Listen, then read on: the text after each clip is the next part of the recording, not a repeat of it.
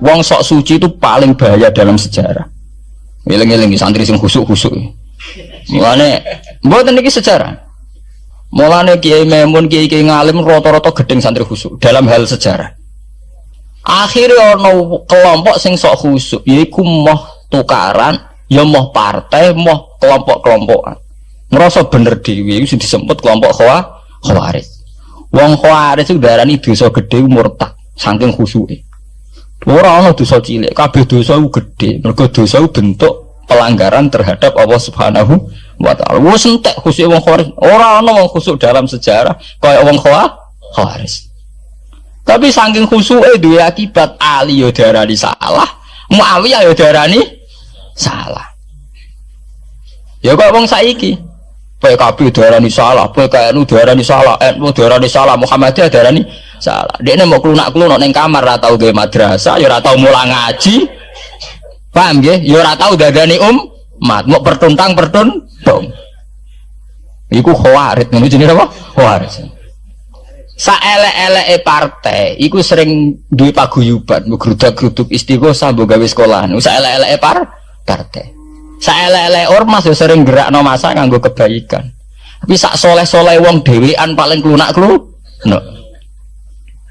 Padahal ning nggo madrasah dhewe, nek ora gawe proposal lho. Nek ora ngono donyane entek, padahal donyane mok sapi kuru entek. Iku nggo pondasine tok ora cukup. Nggo pondasine tok mboten apa? Cukup. Wis wong soleh paling apik sak donya, untuk nyali niat gawe masjid lho. Ndadekne pondasine tok apa gredok ora ngarah cukup. Ada sing rapati sholat lewat partai proposal sana sini masjidnya jadi mewah boko duit subhat boko haram mbak abang mbak hijau bos. Akhirnya wong Khawarij gawe satu kelompok sing ngalalno darai Ali yang ngalalno darai Muawiyah. Akhirnya mate dipateni wong Khawarij. Sampai sekarang para teroris, para pembunuh diri itu rata-rata berangkat dari orang yang sudah anti sama kepartaian, anti sama golongan, merasa suci sendiri, kemudian banyak terjadi bom bunuh diri dan sebagainya. Itu sejarahnya panjang. Memang samu gampang tapi urip. Sebab itu semenjak itu sudah ulama-ulama itu tidak senang sama orang yang merasa sok suci sendiri, benar. Loh, saya sering ditanya, Gus, sampean itu kan tidak berpartai. Terus kalau organisasi di Indonesia yang sampean ikuti apa? Tak jawab. Asal NU atau Muhammadiyah itu mayoritas, saya hanya ada di antara dua itu. Asal mayoritas, masih mayoritas. Soal aku tidak pengurus, memang tidak pengurus, tapi saya milih di antara NU atau Muhammadiyah. Asal masih mayoritas. Secara organisasi lah. Bahwa per detail perilaku kita karena kita punya ilmu, ya mungkin kita punya keekhasan sesuai kapasitas masing. Tapi kita harus milih salah satu NU atau Muhammadiyah. Karena ya Nabi sering pesan bahirul muslimin wa man sadza fin nar alaikum bil jamaah fa inna yadawahi ma'al jamaah wa man sadza fin nar. Kamu harus ikut kelompok mayoritas. Kamu enggak boleh hidup sendiri. Wa man sadza fin nar, yang merasa benar sendiri masuk neraka. Ya kan itu tadi, ada madrasah karena dibikin kelompok NU. Nanti ada sekolahan modern yang menjadi izzatil Islam wal muslimin melawan wong Kristen atau wong fasik, ya sekolahane Muhammadiyah. Nggak ada madrasah, ada turutan, ada lagar penceng, jasanya wong ada sekolahan sing iso bersaing mbek non muslim wae Muhammadiyah. Ya itu saja kita. Karena kalau tidak direduksi begini, kita akan ikut kelompok-kelompok kecil yang merasa benar sendiri. Misalnya kelompok-kelompok yang kecil-kecil sing aneh-aneh, itu kan mereka lebih orisinil. Tapi orisinil kelompok kecil tuh luwih ngeri. Misalnya kayak kemarin ada kelompok An-Nazir. An-Nazir mungkin dia bisa ngepas no dawe Nabi yang sing rambutnya diping lho. Sing tenggene japos bodone beda mek bodo kita. Saya tuh pernah melihat di Metro, ini cerita intelektual. Pernah lihat di Metro wawancaranya ketua Jamaah An-Nazir. Itu dalam banyak hal memang mereka ingin memiripkan sama Nabi. Misalnya rambut dipilok diping. Dalam sejarah sampean takok ahli hadis, memang Nabi Sayyidina Abu Bakar itu rambutnya apa di apa itu disemir. Terus mereka kalau sholat isya itu akhir, katanya Nabi kalau sholat isya sulusul lail dan sebagainya. Tapi apa sisi yang dari itu terus kemudian merasa persis Nabi? Wong Nabi itu macam-macam. Beliau hidup itu berapa tahun? 23 tahun. Semenjak beliau jadi Nabi itu ngalami kenabian minten 23 tahun. Dan itu punya ikhwal-ikhwal yang rawan ada nasah mansuh. Seperti sekarang di Pondok Indramayu, di mana-mana ada satu kelompok yang nganggep kehidupan sekarang itu adalah periode Makkiyah. Periode Makkiyah itu satu periode yang dimana sholat cek rapati wajib, zina rapati haram, nyabu rapati. Ya ada kelompok-kelompok di kota-kota begitu. Di kota-kota juga banyak orang yang sama orang zina itu biasa, sama orang nyabu biasa. Mereka sendiri tetap mengharamkan zina, tapi nggak perlu dilawan. Sehingga polemik ketika FPI begitu, ada yang mengatakan periode sekarang itu mirip Makkiyah, di mana kemungkaran nggak perlu dilawan, yaitu bil hikmati wal mau'izatil hasanah. Ada orang yang menafsirkan Islam sekarang itu sudah periode Madaniyah, sehingga kemungkaran harus dilawan. Yang kayak FPI itu yang anggap sekarang sudah periode Madaniyah. Lah itu kan artinya begini, semua itu toh mengklaim mirip-mirip niru Kanjeng Nabi. Masalahnya semua itu juga ngeklaim mirip-mirip niru Kanjeng Nabi. Terus kemudian ini cerita Malik ahli sunnah. Kemudian sejarah memanjang. Sausi Ali bin Muawiyah keok, Sayyidina Ali keok di putra Sayyid Husain. Sayyid Husain kon ngakoni pemerintahane Yazid teng Syam. Sayyid Husain boten kersa. Idzan al mautu khairun li. Kalau begitu lebih baik mati. Terus dibantai teng Karbala. Bons. Ketika dibantai di Karbala malah melahirkan trauma lagi. Wong Islam sing model tipikal Sunni tetap melok Yazid. Tipikal Sunni bukan Sunni, tipikal Sunni. Artinya melok Yazid wes ora usah dituntut dendam, malah ra ono bare. Akhirnya gak dendam. Kelompok Syiah iku apa-apaanan, putune Nabi kapundhut kok dingin-dingin saja. Kudu ono revolusi, akhirnya revolusi. Sing lahirna kelompok Syiah kanthi sak mangke. Karena kelompok Syiah itu berangkat dari tragedi Husain, semua penanggalan Syiah mengacu 10 Muharram di tanggal kabudute Sayyid Husain, dan revolusi Syiah selalu mengacu kebangkitan Sayyid Husain. Nah ahli sunnah mulai dulu karena melihat fenomena semua macam-macam wis pokoke kaya wong Indonesia iki. Tenan mboten derek-derek iku mulai dhisik. Bon, begitu terus sejarah sampai lahirnya sejarah intelektual. Nah sejarah intelektual sejarah paling nakalan. Jadi mau resiko terus ujuk-ujuk dari sejarah intelektual yaitu yang diikuti kados Mbah Hasyim Asy'ari, Mbah Fadl, ulama-ulama. Terus wonten panduan ahli sunnah secara gampang. Artinya secara gampang begini, ahli sunnah itu siapa? Orang yang dalam bermadzhab fikih mengikuti ahadul madzahib al-arba'ah. Orang yang dalam ilmu kalam mengikuti Abu Musa al-Asy'ari atau Abul Hasan al-Maturidi. Orang yang dalam tasawuf mengikuti Imam Junaid, Abul Qasim al-Junaidi atau Syekh Abdul Qadir al-Jilani. Ya begitu. Tapi kan mereka-mereka yang jadi panutan kita kan orang yang baru datang kemarin. Masa sahabat bisa barani ahli sunnah? Tabiin, masa tabiin pengikut Abu Musa al-Asy'ari? Bisa endi tabiin Abu Musa al-Asy'ari?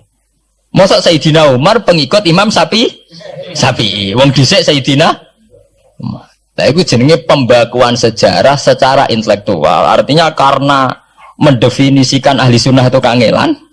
Sebab ahli sunnah itu wong sing ciri utamanya itu Syafi'i atau Maliki atau Hanafi. Dalam akidah ada Asy'ari atau Matu. Ya begitu saja. Ya sesuai secara kultural kalau di Indonesia ditarif ahli sunnah sapa ya nara NU ya Muhammadiyah. Karena Wahabi itu klaim ahli sunnah, sama jangan salah paham. Wahabi sendiri itu menurut konvensi internasional itu masih ahli sunnah. Ya. Dalam seminar-seminar OKI sedunia Wahabi itu masih kategori ahli sunnah. Muhammadiyah termasuk masih kategori ahli sunnah. Tapi kemudian ahli sunnah direduksi lagi. Ahli sunnah sapa? Yang sarungan ketunan kuno ya napa? Ahli sunnah. Repot kan? Akhirnya secara global digawe takrif ahli sunnah itu sapa? Sing ora jelas sikape. Lah anak Syiah sing wani Amerika, takrif itu berkembang terus. Kok kebetulan Syiah diwakili oleh Iran, mulai dhisik ciri utamane Iran wani Amerika. Enggak dong, Iran nate dipresideni Shah Iran. Shah Iran itu Pahlavi bonekane Amerika. Terus digoleng no mbek monarkine Khomeini mbek Ali Syariah. Semenjak itu Iran identik mbek wani Amerika dimulai zaman era revolusi sinten Khomeini. Bakdo niku Rafsanjani dia masih wani Amerika. Terus sama ke Ahmad bin Nijat nih. Mulai riyen Iran mau di ciri khas sebuah negara yang wani napa? Amerika. Wani tenan bores pokoknya jadi sejarah. Dene wis duwe sejarah ciri khasnya wani napa? Amerika. Nah, sesuai dadi takrif. Pemerintahan Sunni piye? Sing balane Amerika, lha Arab Saudi balane Amerika. Lah sing Syiah sing wani. Lah sesuai tarifnya itu ben misalnya Amerika runtuh sing kuat Cina. Lah itulah kehidupan intelektual. Kehidupan intelektual itu akan selalu berkembang. Dan kita sebagai ulama, sebagai orang yang ngerti Quran harus membaca itu terus fenomena itu, fenomena pergeseran-pergeseran itu. Lah sampai nak menangi lah jenenge kiai ra ketunan koyo muruah. Ya menangi ketika ra ketunan dimulai tradisi PBNU sing tukang kiai desa mesti anak buahe PBNU. Lah genge sing Jakarta ora tau ketunan, kewapok. Lah takano bahasa Gur, jenenge riyen kiai jejer wong wedok UF. Suwe-suwe olah-wali zaman ketuane kiai rak PBNU. PBNU ini jejer-jejer Megawati. Sering metuki samu wedok do salah, nyoro sing kiai desa. Dikritik ku atasan, ra dikritik keyakinane dekne ora pas kiai jejer wong wedok ora lara. Ya itu zaman mesti begitu. Kiai desa ngrasa nak lunga ora ketunan UF, ketuane kiai ning Jakarta ora ana sing Orang ana sing ketunan. Cara desa kiai jagoan mbek wong wedok iku ketuane kiai sini Jakarta. Ya ora trimo jagongan, koalisi. Ya itu kehidupan intelektual. Kita harus lapang dada berani membaca itu. Itu fakta. Kowe ora usah dadi khawarit karena kecewa terus dadi napa? Khawarit. Kecewa Pak Hasyim Asy'ari, kecewa Gus Dur to dadi khawarit klunak-klunuk mbek gremang-grem. Tidak bisa. Kita harus gentleman sesuai dawuh Nabi ilzamu jamaahirul muslimin wa man sadda finnar alaikum bil jamaah fa inna yadallahi ma'al jamaah wa man sadda finnar. Ngene kula umpama partai nggih milih sing gedhe, ormas nggih milih sing gedhe. Bukan oportunis ya milih yang itu. Mergo sing cilik-cilik malah bulet ngono ngaten. Paham nggih? Mungkin yang cilik itu benar tapi bulet. Cara bahasa ini direct mainstream saja, yang umum-umum saja. Kan kula kiai kan buta lunga ra ketunan kira ketunan. Umume wong piye ge wae umume wong. Kula niku Gus umume wong sing ringan-ringan saja itu sing umum-umum saja. Itu tadi ya. Karena sejarah ahli sunnah sendiri itu sejarah yang disederhanakan oleh proses intelektual. Kalau baleni malih sejarah ahli sunnah piyambak itu sejarah yang disederhanakan oleh proses intelektual. Ini kemudian ada takrif ahli sunnah itu sapa wong sing cara bermadzhab mengikuti ahadul madzhab al-arba, cara bertasawuf mengikuti Abdul Qasim al-Junaidi, nggih. Cara bertauhid atau berilmu kalam nganggo Abu Musa al-Asy'ari atau Abdul Hasan al-Maturidi. Tapi mana ada takrif itu zaman Nabi, wong Nabi ora menangi periode ini Abu Musa al-Asy'ari, ya ora menangi Abdul Hasan al-Maturidi. Zaman mau ngoten tok, ahli sunnah sinten ya Rasulullah? Ma'ana alaihil yauma wa ashabi. Ya wong sing anut aku lan anut sahabatku. Alaikum bisunnati wa sunnatil khulafair rasyidin al-mahdiyyin. Kowe ku anut aku lan anut khulafair rasyidin. Iya zaman Abu Bakar enak ketuane sitok. Tunggale zaman Basim Asy'ari enak karo anut Basim, nak ira putu. Jare sepuh ya putune, jare sitok iku ya putune, iku ya putu, angger wong ya putune. Kula ereng wonten kiai alim wali teng Jawa Timur. Niku anak putune iku ora bangga. Mergo gerwong wis putune. Lho nggih to nggih. Misale Basim Asy'ari kiai top. Nah Basim jek dhewean kabeh wong menapa dawuh Basim. Era anak rek 6 5. Lah nek era putu karek ngitung kan. Nah anak 5 dan anak 5 anak putune wis salah. Sawe. Putune madhabe beda-beda. Wong kula mondok sarang nggih menangi, istilah sarang riyen Bani Ghazali, madrasah sarang namine Madrasah Ghazaliyah. Era Mbah Ahmad Bani Ahmad, era Mbah Zubair Dugdeng, alim terkenal istilah Bani Zubair. Samangke pun benten malih. Putrane Mbah Zubair itu banyak. Ya, putrane Mbah Zubair banyak. Nah, kebetulan yang punya nama besar Kiai Maimun. Ya ada sendiri Bani Maimun, yang satu Bani siapa? Bani ya sama Mbah Zubair. Tapi era anak kan sudah beda kan? Lah Basim Asy'ari nasibnya ya nanti kayak itu. Beliau satu dulu masih tunggal, wong mesti daerahnya Basim Asy'ari. Era putu. Gus Dur ya putune, Lili Wahid ya putune. Anake Ki Wahid piyambak pinten? Urung anake Pak Yusuf Hasim piyambak pinten misalnya anake. Oh ya pirang-pirang kabeh ketika tukaran alasan aku ya putu iku ya putu. Sing dinggo genderane bae ayo. Lan nggih kula cerita, Mbah Batu Ampar, Samsudin Batu Ampar wali terkenal. Ya wong dadi putune ya bangga, tapi saiki putu-putune ora bangga. Mergo angger wong ya putune. Lah anak sebagian anake sing seneng wayo, apa angger wong putune.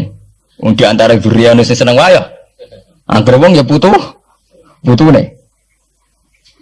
Ini masalah-masalah yang itu tadi ya. Kemudian ada persederhanaan intelektual. Kayak masalah ahli sunnah itu. Sing anut Sayyidina Ali jare anut sahabat, sing anut Muawiyah jare anut sahabat. Termasuk sing anut Ibnu Abbas, sing anut Abdullah bin Umar. Di mana dua sahabat ini dalam posisi orang melok-melok. Makanya kayak saya, kayak ulama-ulama rata-rata mengikuti mazhabnya Abdullah bin Umar. Karena saat ada konflik Ali Muawiyah, beliau itu bersikeras orang melok-melok. Beliau tetap mengajarkan sunnatul Rasulillah tanpa berpihak kelompok. Tapi banyak riwayat mengatakan Abdullah bin Umar bin Abbas itu kecewa. Hanya kecewa itu gedon dia ramelok-melok. Ya karena itu tadi, ketika ada dua pilihan, ramelok-melok itu ya terus repot. Dia tuh sampean saiki pikir mau nih, saelek-eleke wong melok P3 atau PKB, iku melok nentokno kemaslahatane Jawa Timur, mbah Bojonegoro, mbah apa. Tapi saapi-api wong ra melok-melok, nentokno mudun lho ra melok-melok. Sehingga ada mazhab ahli sunnah sing majibno wong kudu melok-melok. Karena saapi-api wong ra melok-melok itu ndak ada yang dikaryakan, nggak ada yang dipekerjakan. Nggih, misalnya taruh saja misalnya sampean melok PKB atau P3 atau melok PAN. Saelek-elek melok iku mesti melok mikir nasib bangsa. Tapi saapi-api ra melok-melok ora ono sing mbok lakoni. Sebab itu ya banyak saja ulama yang mengatakan ketika ada partai yang macam-macam dia kudu melok salah siji. Bukan apa-apa ya nganggo perhitungan amal. Kalau lama ya pakai perhitungan apa? Amal. Sebab itu ketika ada waqatil Jamal, ketika Sayyidina Ali bentrok be Aisyah, itu ya sahabat ada yang melok Aisyah, ada yang melok Ali, ora kok terus muni ra melok. Ya tapi itu tadi kula mau matur teng awal, ketika Rasulullah dawuh kowe anut aku lan anut sahabatku, dawuh iku masih normatif. Artinya normatif ketika sahabat kepemimpinannya tunggal jelas anut Abu Bakar. Lah nek saiki sahabate dhewe wis tukaran. Iku waktu gale ana wong dawuh kowe anut kiai, mati urip donya akhirat anut kiai. Lho urusane kiyaine dhewe wis beda be. Ngono urusane kiyaine dhewe wis beda. Ya iya misalnya kiai PKNU kan ngono alasane kowe anut kiai, anut sapa ora anut. Ya mumpun Mbah, tapi kiai kula P3. Nek jare kiai P3 kowe mati urip anut kiai mumpun anut Mbah, cuma kiai kula PKB. Nah ini masalah. Lah ahli sunnah itu kayak itu, posisinya itu begitu. Nah, kemudian konvensi internasional mengatakan daripada bulat ngono terus dibakukan secara intelektual dan diikuti oleh Mbah Hasyim Asy'ari, Mbah Fadl, ulama-ulama NU se-Indonesia, terus gawe takrif sing sederhana. Ini terus dibakukan lewat kitab Al-Kawakibul Lama'ah sing disahkan Muktamar teng Jombang. Ahli sunnah pokoknya panduannya begitu. Fikih aja sampai metu ka madzhabul arba'ah. Tauhid aja metu ka Abu Musa Al-Asy'ari atau Abu Hasan Al-Maturidi. Tasawuf anut Imam Abdul Qasim Al-Junaidi atau anut Syekh Abdul Qadir Al-Jilani. Ya, atau Imam Ghazali ya kayak itu. Artinya umpama bebas ngeri. Misalnya bebas ngeten. Fakih anut Dawud Ad-Dhairi, ora selingkuh terus ki misalnya. Wong Dawud Ad-Dhairi syaraté kawin kaya wong selingkuh. Mesine fakih anut Dawud Ad-Dhairi gak barbaran dah. Oleh kawin mut'ah, oleh kampung apa wali. Ora seneng hotel seksine supir truk terus kawan kawin. Lah umpama tasawuf anut Ibnul Arabi utawa anut Al-Halas. Apa ora wahdati wujud kabeh manunggaling kawula ing Gusti. Untuk kita tahu kita tasawufe kon anut Abdul Qasim Al-Junaidi sing kaya umume wong. Beliau sebagai ulama ya mulang ya kumpul wong. Lah munggo tasawufe anut Ibnul Arabi. Apa ora wahdatil wujud utawa anut Husain Al-Khallat apa ora dadi Siti Jenar. Paham ya? Dadi ora gunane dibatasi, nek ora dibatasi liar tenan.